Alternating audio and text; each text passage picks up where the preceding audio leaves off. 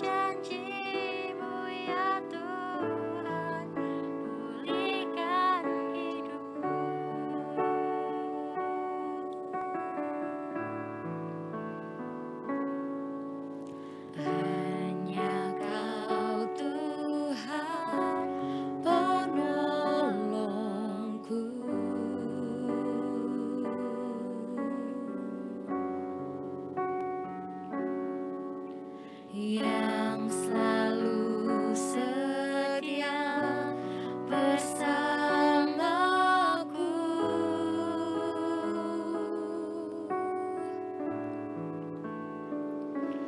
kasih-Mu yang sanggup mengubah kehidupanku. Sungguh ku berserah, sungguh ku percaya kuasa-Mu terlebih besar, Tuhanku terlebih besar. Tak pernah terlambat janji-Mu ya Tuhan, menolong hidupku.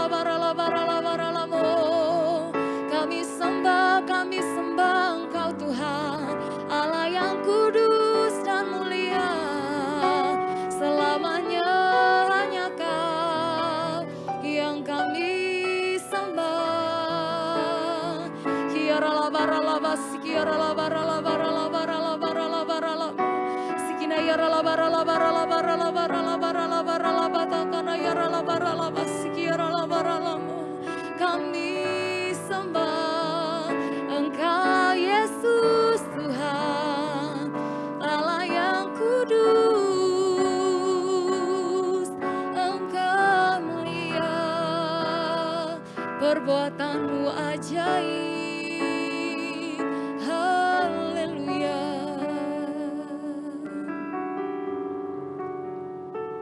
Engkau besar Tuhan Engkau besar Tuhan kami percaya janji-Mu terjadi bagi kami haleluya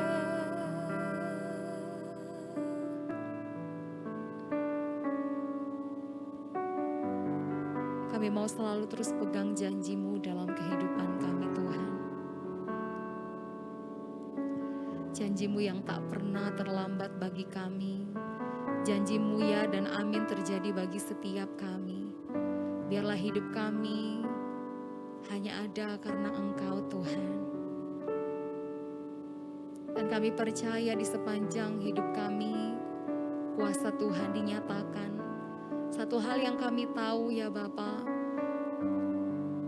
sebab dalam kelemahan kamilah kuasa Tuhan yang menjadi sempurna Engkau yang memulihkan, Engkau yang menyembuhkan, Engkau yang memberkati setiap kehidupan kami baik pribadi maupun keluarga kami. Untuk itu kami datang di hadapan Tuhan lebih lagi malam hari ini. Bersekutu di hadapan Tuhan menyembah Engkau. Nama Tuhan dipermuliakan. Kiara labara labas, kiara labara labara. Mari lebih lagi kita datang menyembah Tuhan. Ucapan syukur, naikkan ucapan syukur yang terbaik bagi Tuhan. Kiara labara labas, kiara labara labara labara.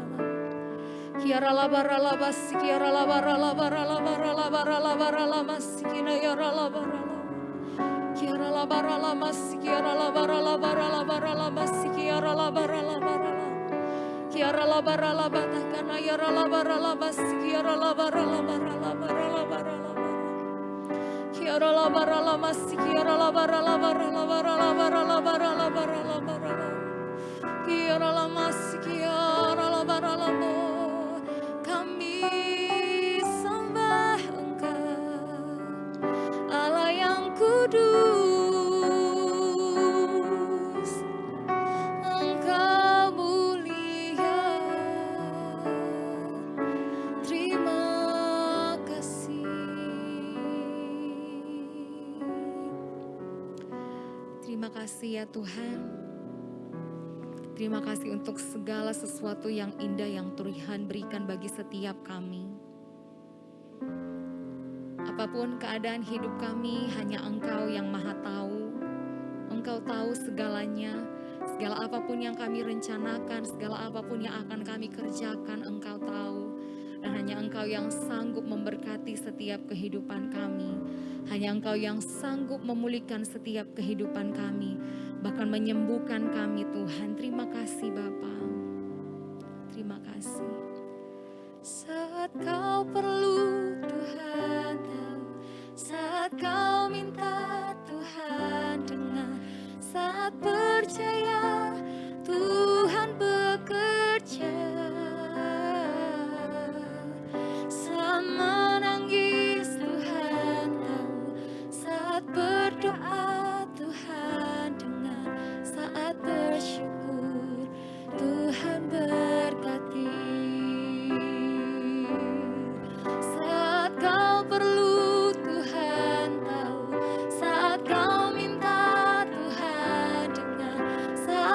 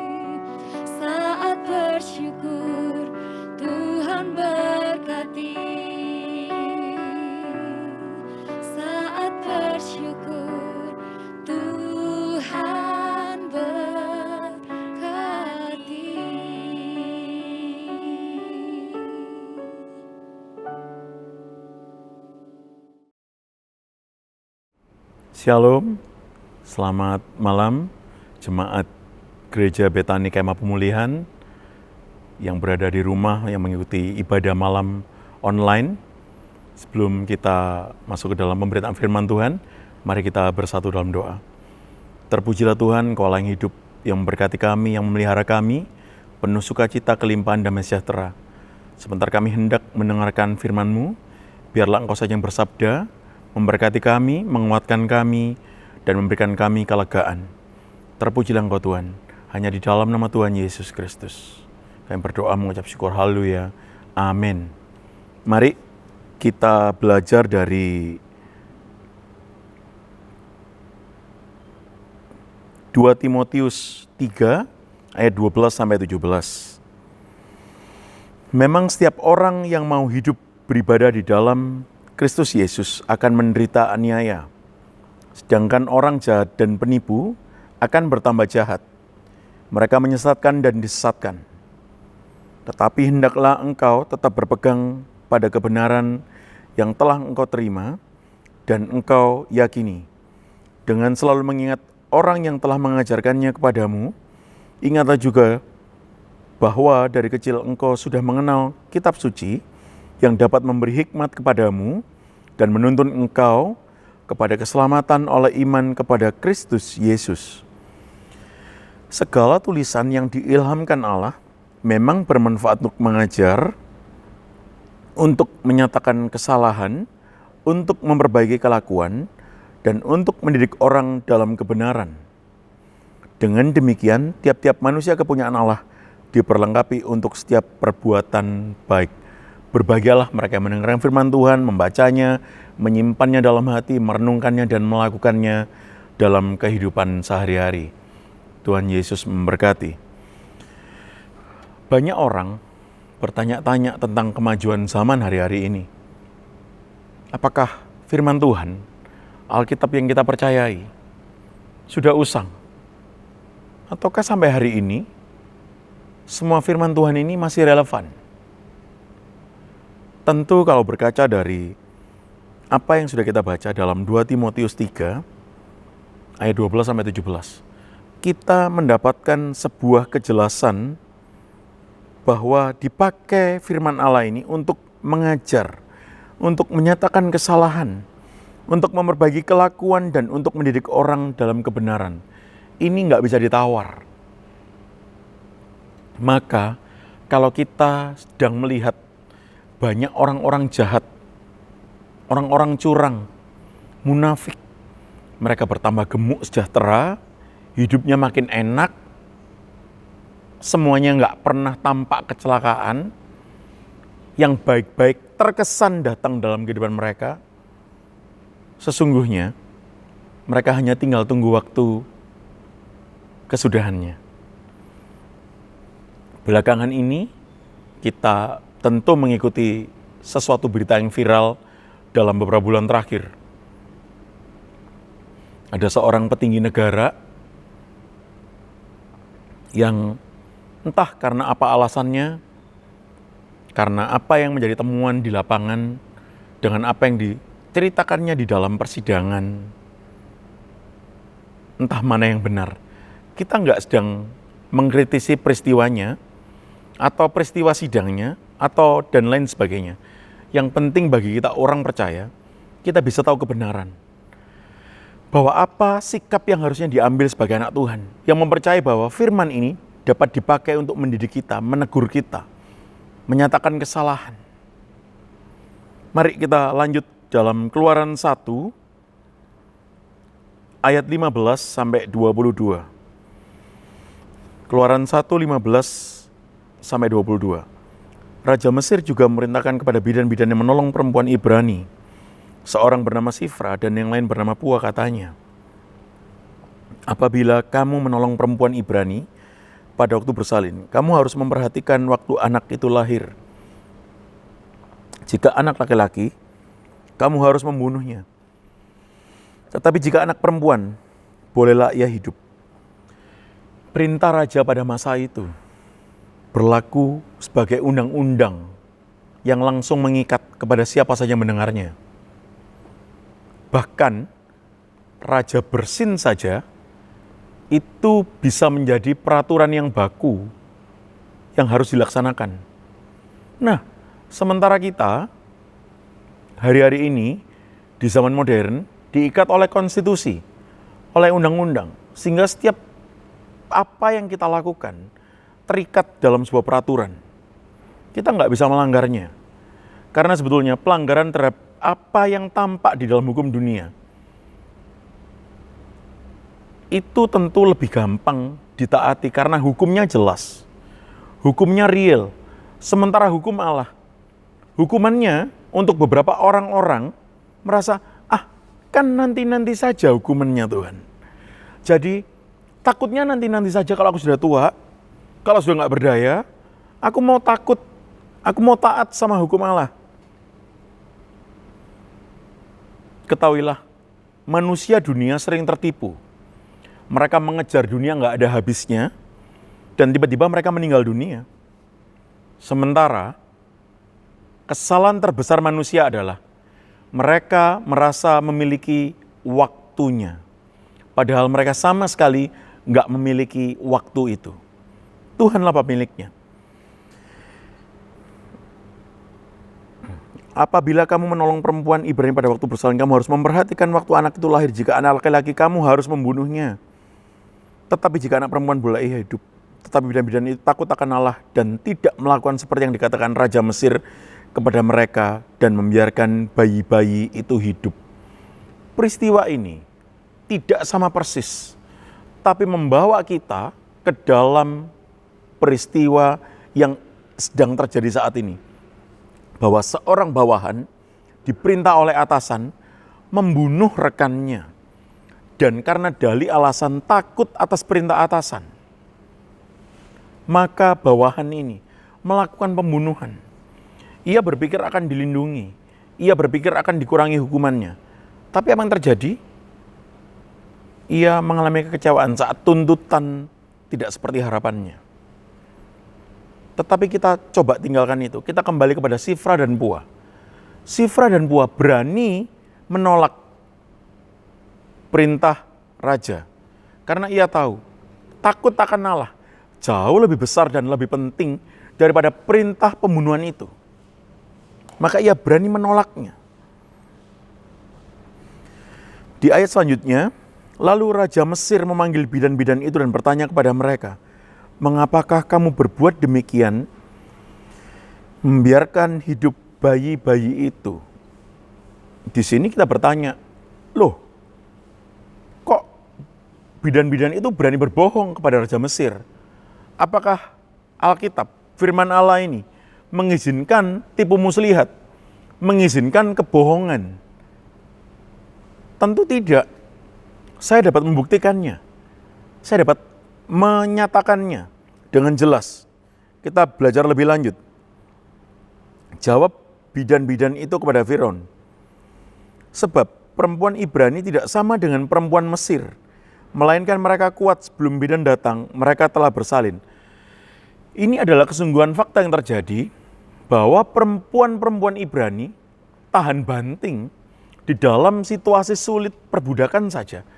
Mereka dapat melahirkan, punya anak.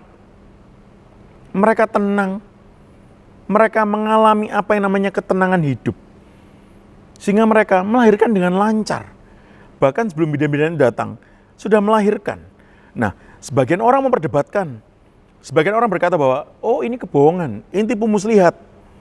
Ini alasan yang dibikin oleh dua bidan tadi. Sebagian orang juga memperdebatkan, Sifra Pua ini orang mana sih? Tentu perdebatannya menjadi meluas. Kalau Sifra Pua ini ternyata orang Ibrani juga, sama seperti orang-orang Ibrani, orang-orang Israel yang masa itu dalam masa perbudakan. Tentu semangatnya semangat rasialisme. Mudah membela bangsanya sendiri. Tentu mereka merasa cinta sama bangsanya sendiri, dilindungi. Tapi sebagian orang berkata bahwa, oh bukan, ini namanya nama orang Mesir, nama orang Aram, dan lain sebagainya. Dalam bahasa Yunani disebutkan bahwa Sifora, dan Puah.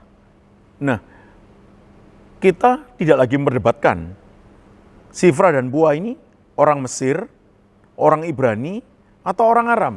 Nggak terlalu penting buat kita. Yang jauh lebih penting, pilihan takut akan Allah adalah menjadi landasan hidup kedua bidan ini. Bidan ini loh, perempuan. Dia nggak dites fisik, nggak digembleng dengan kekerasan, nggak digembleng dengan kondisi kedisiplinan yang tinggi. Tapi mereka berani bersikap menolak perintah raja yang lebih tinggi dari sekedar pejabat. Karena pangkat raja itu ada di sini, bukan di sini. Nah, tapi mereka kenapa? Sifra dan Puah ini berani menolak. Mereka menempatkan Allah sebagai prioritas dalam hidupnya. Takut akan Allah adalah segalanya.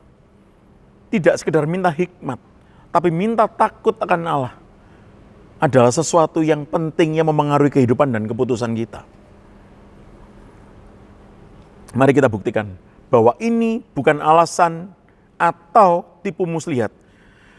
Sebab dalam perjanjian lama, keadilan retributif Tuhan, asas-asas umum Tuhan, itu yang berlaku. Terkesan bahwa gigi ganti gigi, mata ganti mata. Segala tipu muslihat, segala dosa langsung berbalas tunai hukuman Tuhan.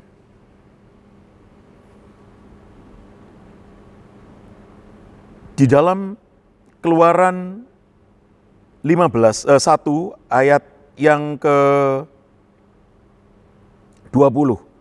Maka Allah berbuat baik kepada bidan-bidan itu. Kata maka ini dipilih dalam bahasa Indonesia adalah kata yang menjelaskan kausa sebelumnya. Apa kausa sebelumnya? Maka Allah berbuat baik kepada bidan-bidan itu, dan bertambah banyaklah bangsa itu dan sangat berlipat ganda. Karena kebaikan bidan-bidan itu di ayat 19 yang menjawab kepada Fir'aun. Sebab perempuan Ibrani tidak sama dengan perempuan Mesir, melainkan mereka kuat sebelum bidan datang, mereka telah bersalin. Mereka bidan-bidan ini berani menyatakan kebenaran. Maka menjelaskan peristiwa kebenaran yang dilakukan bidan ini. Sehingga di sini terjadi jelas, real, bahwa mereka tidaklah menipu. Mereka tidak membuat-buat alasan.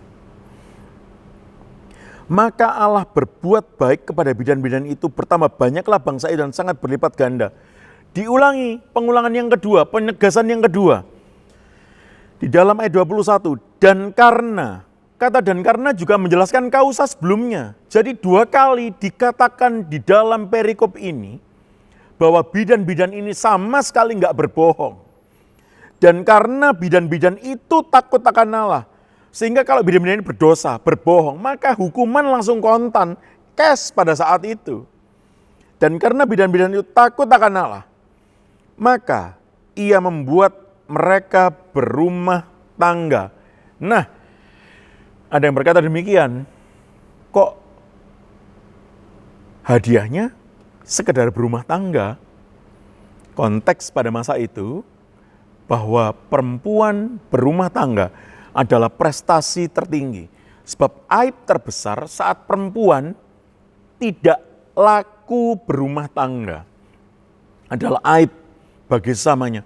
Kok perempuan ini nggak laku berumah tangga? Tentu ada kesalahan yang diperbuatnya.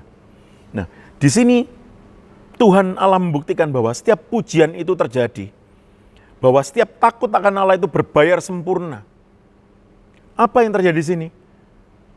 Tuhan Allah memberkati Sifra dan Puah berumah tangga. Mereka berani menolak perintah membunuh bayi-bayi laki-laki itu. Di sini kita dapat belajar bahwa keputusan benar tidak selalu bergantung pada jenis kelamin. Meskipun perempuan mereka tampak lemah, bahkan Sifra dan Puah hanya disebutkan sekali di perikop ini. Tidak lagi disebutkan di perikop-perikop selanjutnya. Lalu Firaun memberi perintah kepada seluruh rakyatnya. Lemparkanlah segala anak laki-laki yang lahir bagi orang Ibrani ke dalam sungai Nil. Tetapi segala anak perempuan biarkanlah hidup. Sampai di sini kita harusnya makin sadar bahwa pundak kita tidak didesain untuk menerima kemuliaan yang memang miliknya Allah. Pundak kita didesain untuk menerima ketaatan dan kebenaran, melakukannya sepanjang hidup kita. Kalau ada perintah melawan kehendak Allah, baik di pekerjaan kita, di dalam pergaulan kita, di dalam bisnis kita, di dalam pelayanan kita, selama itu melawan kehendak Allah, beranilah berkata tidak. Sebab Tuhan akan melindungi kita seumur hidup kita. Segala menjadi pilihan hidup kita. Di dalam 1 Petrus 3 ayat 14 dan 17. Di dalam bahasa Indonesia masa kini. Tetapi sekalipun kalian harus menderita karena melakukan hal-hal yang baik, kalian beruntung. Janganlah takut kepada siapapun dan jangan khawatir. Lebih baik menderita karena berbuat baik, kalau itu adalah kemauan Allah, daripada menderita karena melakukan yang jahat. Pada akhirnya, orang-orang yang merasa akan dilindungi karena melindungi atasannya, ternyata dikecewakan. Di bumi ini, saat kita mau hidup hanyut, seolah-olah kita benar menurut orang-orang dunia, kita tampaknya baik-baik saja. Padahal kematian kekal itu mengintai kita jika kita tidak melakukan kebenaran. Berhati-hatilah, berjaga-jagalah. Mari kita lanjut belajar dari Kolose 4 ayat 1 dalam bahasa Indonesia masa kini. Saudara-saudara yang menjadi tuan, hendaklah kalian memperlakukan hamba-hambamu dengan benar dan adil. Ingatlah bahwa kalian pun mempunyai seorang majikan di sorga. Bahwa kita yang hari ini diberkati menjadi pimpinan, menjadi atasan, menjadi kepala. Jangan pernah menyuruh-nyuruh bawahan kita dengan segala apa yang sangat bertentangan di hadapan Tuhan Allah. Karena hukumannya sudah jelas, menanti maut kekal, kematian yang kedua. Cukuplah kita mati di bumi ini untuk kita dipersiapkan ke dalam kekekalan sorga. Sebetulnya, sorga tidak mengacu tempat yang enak seperti yang kita pahami selama ini. Bahwa sorga yang jauh lebih berarti dan berharga adalah kita berkumpul bersama Yesus. Bersama Tuhan Allah Bapa kita. Kita berkompanionship, bersekutu bersama, berkasih di sana. Bukan karena tempatnya yang enak, nyaman. Kita seringkali ditipu daya oleh dunia ini. Bahwa sorga tempatnya enak-enak dan lain sebagainya. Apa artinya? Hidup di sorga tanpa companionship, tanpa bersama dengan Yesus Tuhan. Tanpa bersama Bapa kita. Sekarang kalau kita berdoa, kalau kita berharap, jangan cuma minta hikmat. Jangan cuma minta berkat. Jangan cuma minta kelimpahan. Berdoalah, minta takut akan Allah. Diberikan kekuatan, diberikan apa yang menjadi kemampuan dalam hidup kita, supaya kita dapat mengalahkan setiap tantangan kehidupan kita. Majulah, berdirilah teguh, jangan lelah, lakukan setiap kebenaran demi kebenaran. Hari ini, bahwa Yesus yang sudah mati, dia menjadi teladan yang sempurna. Dia mengalahkan semuanya karena dia takut akan Allah. Apakah Yesus dapat turun dari salib? Bisa, sangat mudah dilakukannya. Tapi Yesus nggak lakukan. Supaya apa? Penggenapan akan janji Allah, penebusan bagi dosa kita terjadi sempurna. Di dalam Matius 10 ayat 28 dalam versi mudah dimengerti, mudah dipahami. Matius 10 ayat 28, jangan takut terhadap manusia. Mereka hanya dapat membunuh tubuh, tetapi tidak dapat membunuh jiwa. Takutlah hanya kepada Allah yang dapat membinasakan tubuh maupun jiwa di neraka. Coba lihat, yang dapat membunuh tubuh kita itu nggak perlu takut-takut banget. Karena sebetulnya ketakutan kita itu, ketakutan yang manusia alami kebanyakan. Karena apa? Menolak rasa sakit. Apa yang dialami? Menolak rasa sakit, nggak seneng sama rasa sakit. Apa sih rasa sakit itu? Bisa berbeda di antara kita rasa sakit itu. Takut sakit kehilangan jabatan, takut sakit kehilangan harga diri, takut sakit kehilangan gengsi, takut sakit yang lain-lain, kehilangan uang dan lain sebagainya, dianggap dibenci, dicampakkan oleh teman. Percayalah, kita punya pengharapan yang teguh. Yesus namanya, dia sahabat yang gak mengecewakan. Dia sahabatmu yang sempurna, sahabat kita yang setia, yang memberikan kita roh takut akan Allah, tahu kebenaran, kita mampu melawan setiap apa yang tidak patut dan bertentangan dengan hukum Allah. Kasihlah samamu, pilihlah sekarang segala yang terbaik. Kita belajar di ayat terakhir. 1 Petrus 2 ayat 18. Hai kamu hamba-hamba, tunduklah dengan penuh ketakutan kepada Tuanmu, bukan saja kepada yang baik dan peramah, tetapi juga kepada yang bengis.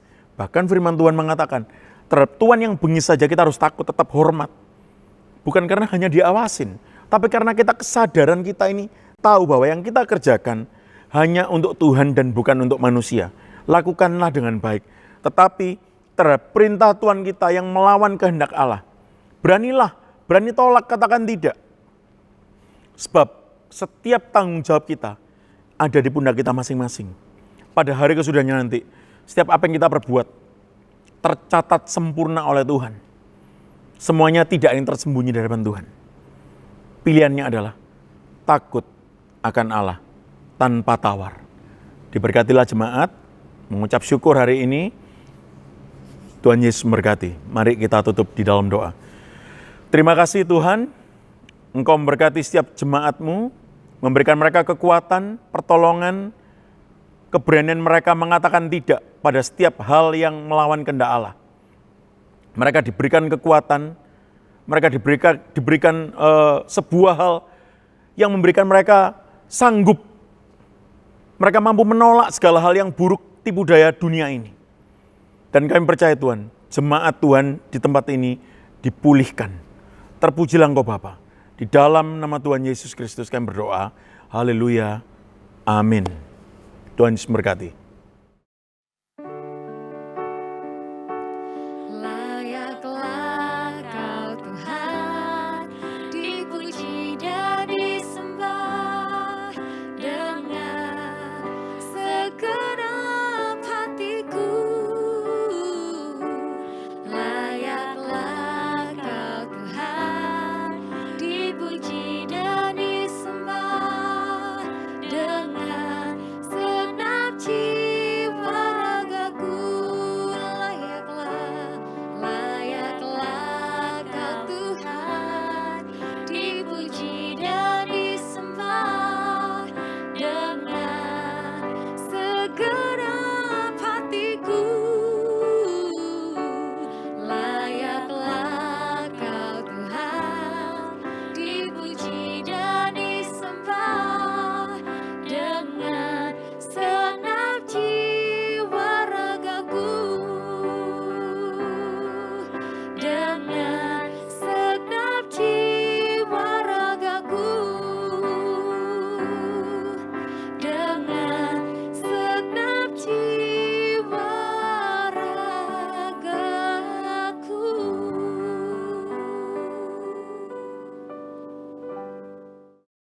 Terima kasih Tuhan, kebaikan-Mu Kau telah pimpin kami untuk menyelesaikan doa malam di malam hari ini. Kami percaya Tuhan, biarlah Tuhan kehidupan kami Tuhan selalu Tuhan mau berdoa Tuhan. Apapun yang terjadi dalam hidup kami Tuhan, kami tetap berdoa karena kami percaya doa ada kekuatan bagi orang-orang yang percaya. Kami percaya Tuhan, pimpin kami untuk mengerti lebih lanjut akan firman-Mu yang telah disampaikan hamba-Mu. Karena kami percaya Tuhan, di tengah-tengah masa krisis ini Tuhan, biarlah Tuhan kami Tuhan tangguh di dalam Engkau. Terima kasih Tuhan, urapi hamba-Mu yang telah menyampaikan firman-Mu. Kau pakai senantiasa dalam kehidupannya, dalam keluarganya, dalam setiap pelayanan pekerjaan Kau buat hamba-Mu berhasil untuk mulia nama-Mu saja Yesus. Terima kasih Tuhan. Kami percaya Tuhan Kau juga memberkati setiap jemaat-Mu dimanapun kami berada, supaya kami terus tetap tinggal di dalam Engkau. Kami kuat di dalam Engkau, menjadi orang-orang yang tangguh, sehingga menjadi berkat untuk mulia nama-Mu dimanapun kami berada. Terima kasih Tuhan. Masuk kekasih, kita mengangkat kedua tangan kita untuk menerima berkat dari Allah Bapa. Kita rama-rama sikap pada ramaya, kia rama sikap pada ramaya, kia rama. Tuhan layakkan hamba-Mu untuk berkat bagi jemaat-Mu dimanapun kami berada. Terimalah berkat dari Allah Bapa di dalam Anak Tunggal Yesus Kristus dan persekutuan Roh Kudus. Mulai saat ini sampai selama-lamanya. Kau tidak menjadi ekor tapi kepala. Kau tidak turun tapi naik. Laksanakan firman Tuhan dengan sungguh-sungguh. Siapapun yang percaya atas pernyataan kita bersama-sama berkata, amin.